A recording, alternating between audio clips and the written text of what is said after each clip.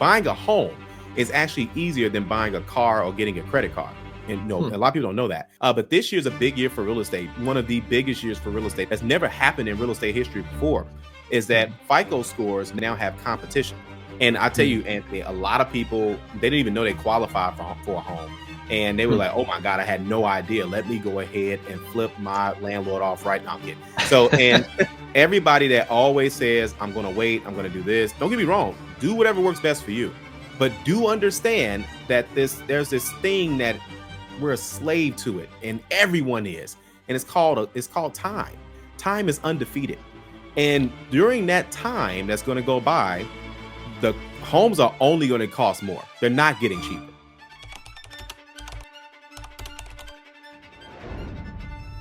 Okay, so the man in front of me is named Calvin. He has a whole channel here called 850 Club Credit. You guys might have seen. He's done videos with the likes of Chad Money Minutes, Sledging Team, a lot of different people in the space that we know and love, specifically talking a lot about credit cards, rebuilding your credit, doing a lot of different things with your credit score. But today I wanted to talk to him because I think a lot of people don't even really fully understand just the amount of knowledge he has in the world of real estate. And I figured today, let's go through like a full beginner's guide for a lot of people who are watching who want to get started in real estate, just kind of get this whole game going. So this way they can own their first house and hopefully build some wealth over time. But this year's a big year for real estate. One of the biggest years for real estate, not just sales, but just because of guidelines that have changed. One of the major guidelines that have changed that's never happened in real estate history before is that FICO scores now has officially now have competition.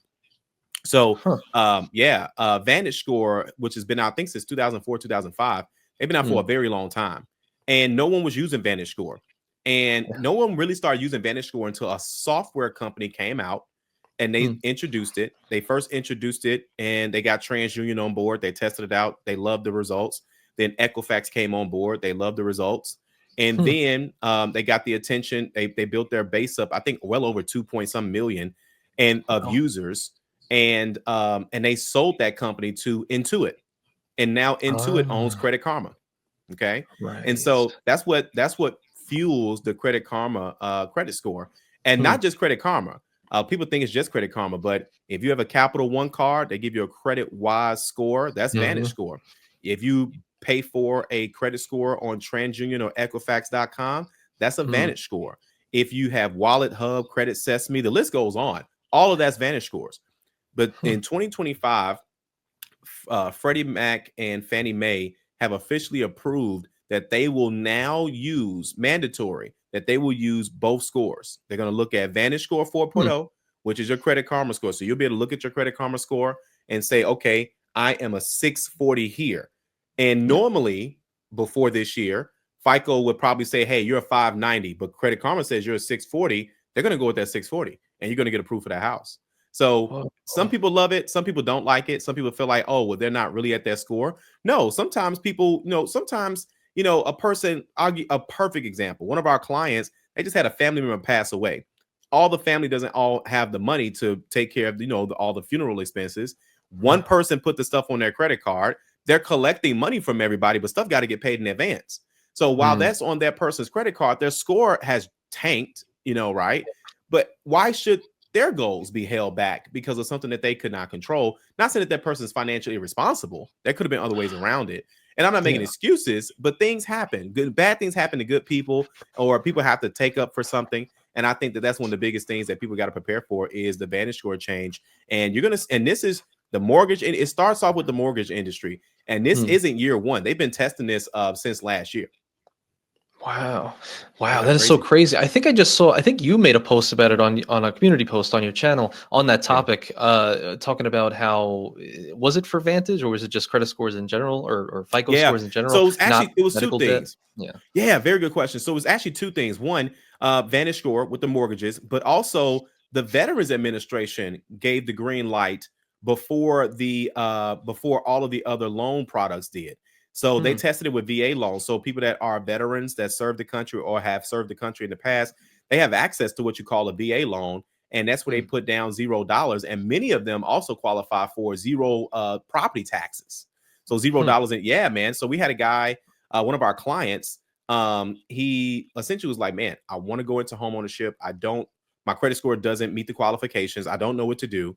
Mm. We said, okay, no problem. So we looked at his credit report. We told him exactly what he needed to do to qualify for a home. And now Mm. he lives in a $400,000 property, no property taxes, and had to put nothing down. I mean, shouldn't it be that way for our veterans, the people who protect our country? I mean, at minimum, right?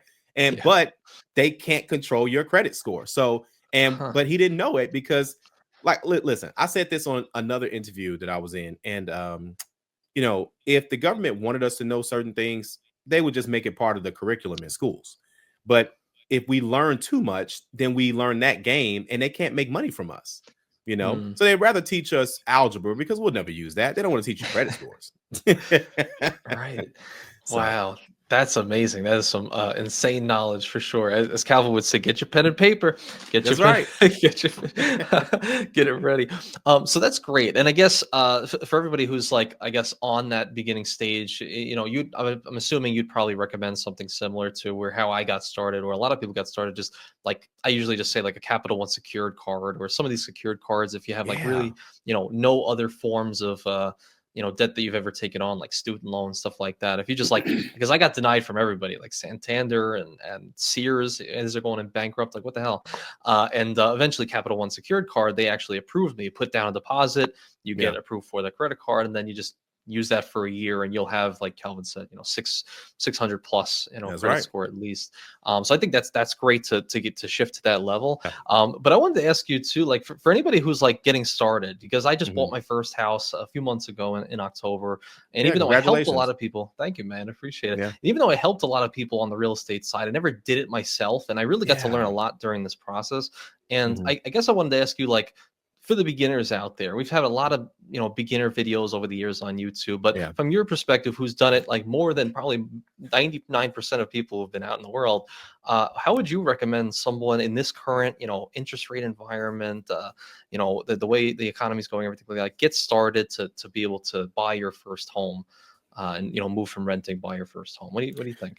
Yeah, you know what? Some people may think that because of the interest rates, it's not a good time to buy a home. To be honest with you, the best time to buy is when everyone's not buying. When everyone's buying, there's more competition. Yeah, there's better interest rates, but you can always buy when you want to buy and refinance to that.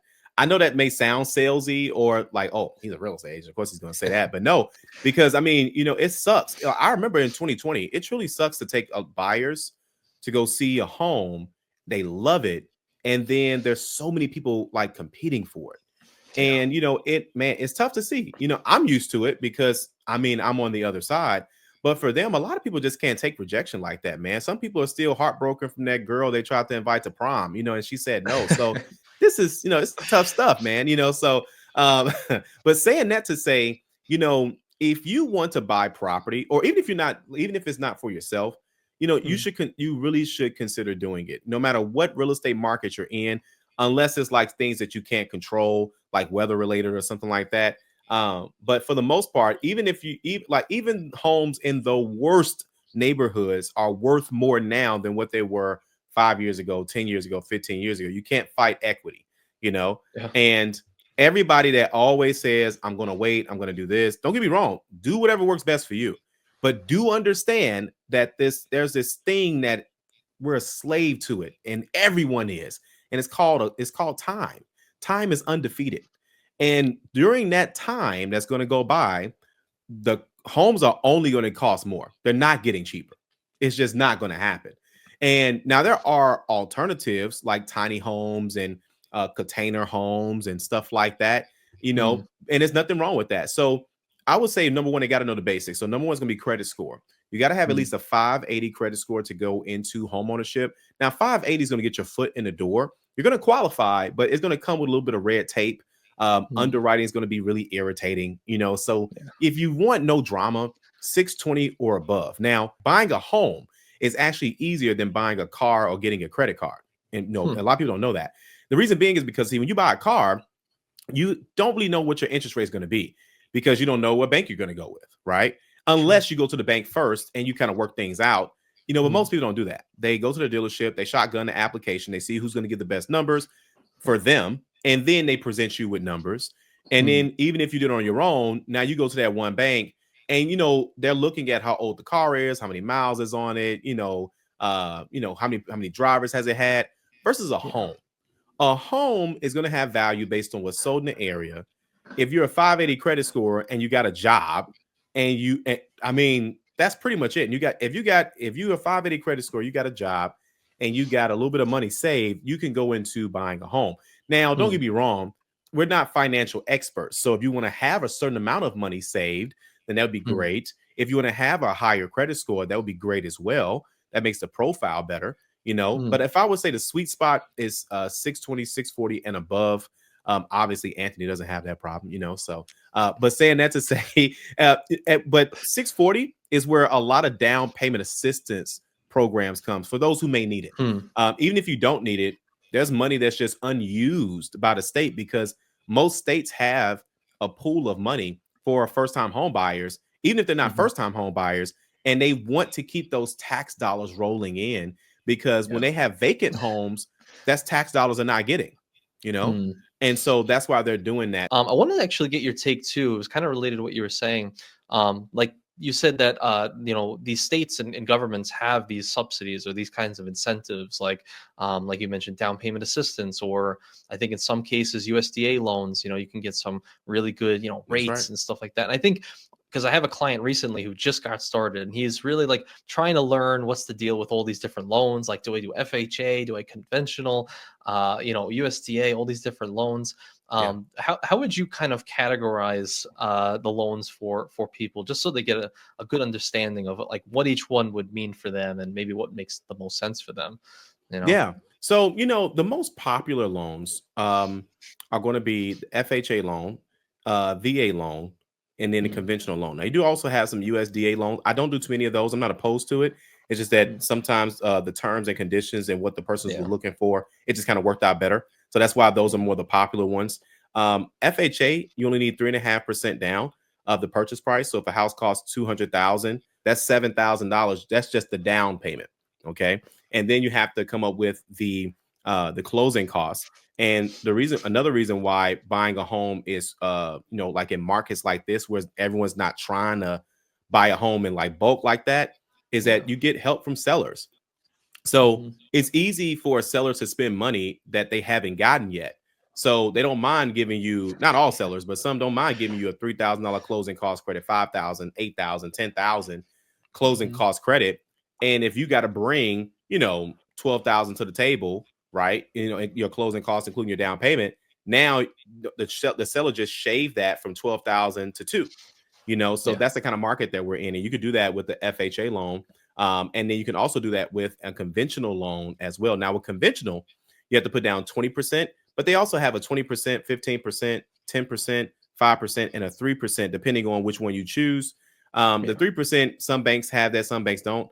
And the short version is some people have to go conventional.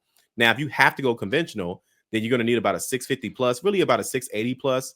Most banks are going to take a 680. I've seen some banks do 620s and 650s. Mm, However, there's usually a little bit more red tape. But if you want, yeah. I'm all about less drama. If you want less drama, less questions asked, the higher the score, the higher the score, the more money you got saved, not so much income, but saved or stuff like Yeah. that, reserves.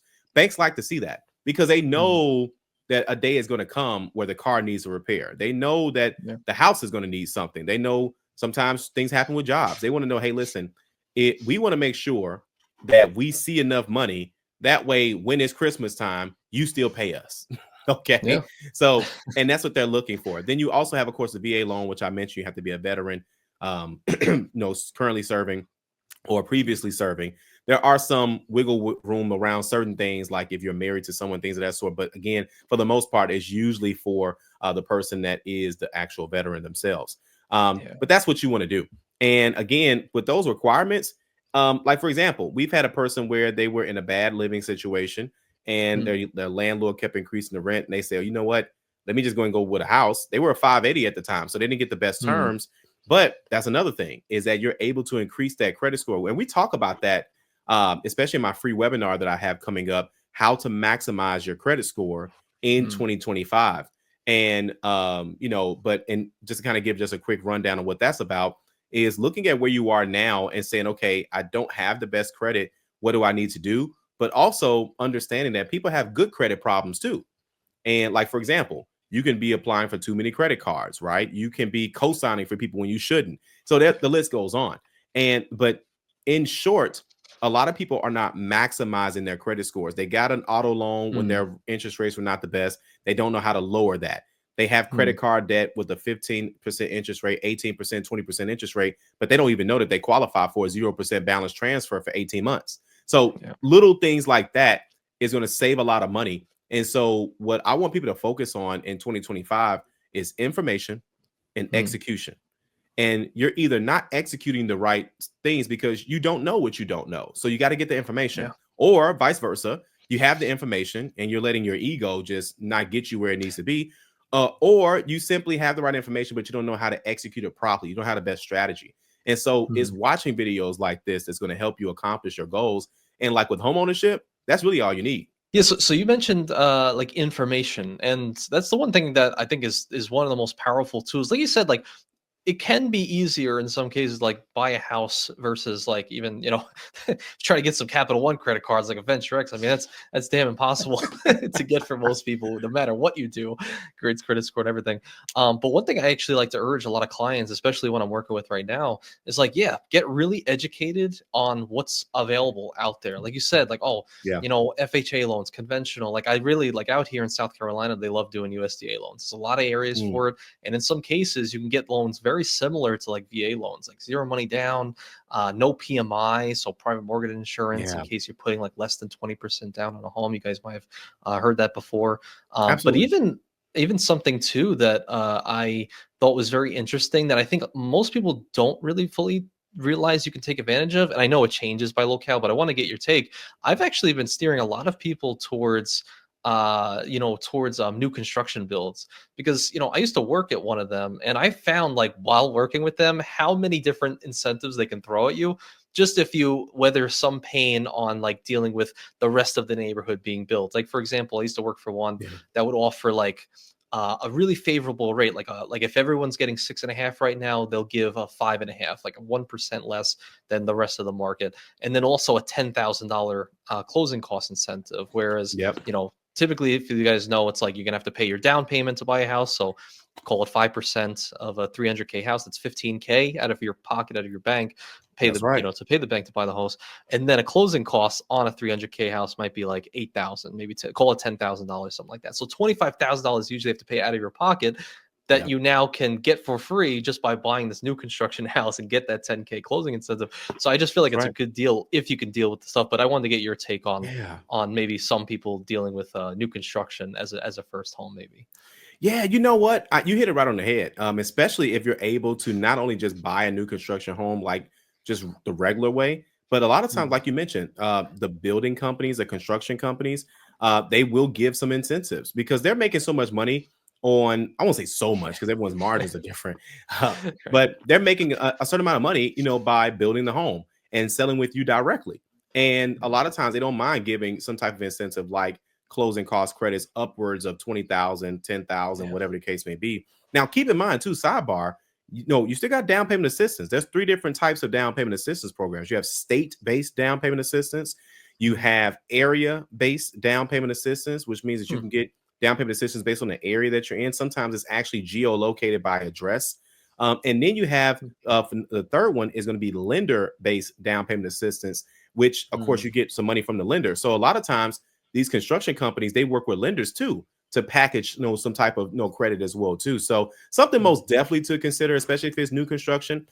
One thing to keep in mind though is making sure that there are having the right expectation with taxes, because usually with new construction homes, mm. those are newer areas and they may not have had the taxes calculated, but trust me, the county is not going to miss out on any money. So just make sure you ask those questions and always find out what's available. If you do not ask those questions, you will never find out. Don't just assume people are going to try to help you, not in a bad way, but at the end of the day, they're trying to save money just like you're trying to save money. So, Yeah. but always ask questions, especially in this type of market where buyers are in control. This is a buyer's market. I don't care what you see on TV, it's a buyer's market. You'll know when it's a seller's market when it's a line out the door again, for everybody trying to get the same houses and interest rates are low. But until then, buyers have the power and sellers know that. And it doesn't mean that you're just, calling shots. That just means that, hey, everybody knows that, hey, listen, we want to make the buyers happy in order to close this deal. Mm. But that's what I would say people should focus on, especially with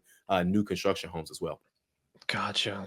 So I love it so far. So it's all, building Yeah. up the credit score to get started, learn about all the different programs and incentives, to get your first home, something like that. And then what would you say is like the last piece of the pie for somebody who's has the knowledge now, wants to finally, implement that to get their first house, or maybe come away from renting to get their first house? What are the first steps you think people should do Yeah, to you get know what? started? Yeah, so especially if they're going to their first house, starting off with finding out what their mortgage scores are. So go Mm, to myfico.com. And once you go to myfico.com, you'll be able to get their advanced plan. You don't have to keep it. It's a monthly plan for $30. You don't have to keep mm, it if you don't want to. But that shows you your mortgage scores. And mm, yes, we talked about Credit Karma, but that doesn't kick in until quarter three, quarter four. And mm, but even then, you still need to see your mortgage scores. There's only two ways to see your mortgage score. Your mortgage scores. Way number one is going to a mortgage lender. They're going to do a hard pull, and which means you get a hard inquiry. mm, Your credit score is going to drop just a little bit, nothing crazy, and that's how you see your mortgage score. The second way is you avoid the hard inquiry because you're looking at your own personal credit, and that way you can see where you are before just jumping out and saying, "Okay, I mm. think I qualify." I And see. and that's the worst waste of time is when you're talking to a lender, they're shooting the breeze. You're shooting the breeze. You're talking about how the Chicago Bears have yet again disappointed us this weekend, whatever, right? And sure enough, now it gets to a point where they're about to run your credit. You don't qualify. They kick you out, Mm, whatever. And, that's discouraging. So, yeah. and again, it's all about checking that prior to. So that's what I would do for sure. Once you do that, then of course, look for a real estate agent. You could look for someone, obviously. I always say start off on Facebook, kind of scroll down, see if people bought homes, people that you talk to or may know, whatever. Don't just go with people just because they're your family or your friends. Make sure they know what they're doing, because sometimes and not in a bad way. It's more so making sure that they can actually help you. Are they willing to drive in the areas you're willing to have, or do they have the availability? Yeah. Those small things play a major role. It's not always about how many houses have they sold. Would they be the best for your goals and what you're trying to accomplish? But that's what I would say for people. Now, another thing too is to understand that interest rates are coming down. So when Mm, they do come down, be in the best position possible, which is 680 or higher, 720 or higher. The higher the score, the better the approval is going to be. mm, And that way you position yourself to take advantage when these interest rates come down to 5%, 4%, wherever it lands, but you're ready for that. But that will be, I would say, just some quick tips so people can take advantage of as well too. Now, we also have a 90-day home buying challenge coming up as mm, well. Yeah, and with that challenge, we get them a custom game plan. And what's so great about that custom game plan is that people are able to see if they qualify right then and there. And I tell mm, you, Anthony, a lot of people, they didn't even know they qualified for a home. And they were mm. like, "Oh my God, I had no idea. Let me go ahead and flip my landlord off right now." I'm kidding. So, and it's like, no.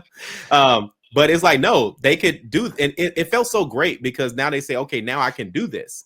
So, and but yeah, but again, that goes into the webinar that we have coming up as well too. How to maximize your credit score in 2025.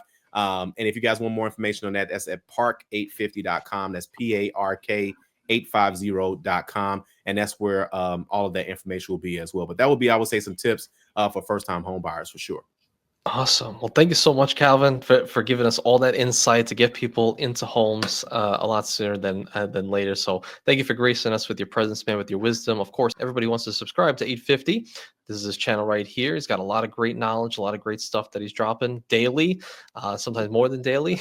So, so thank you again, and thanks to everybody who's sticking around to the end. Appreciate all of you. Absolutely. Thanks again, Anthony, for having me, man. I greatly appreciate you as well, man. Until next time. Thank you, sir. Appreciate you. All right.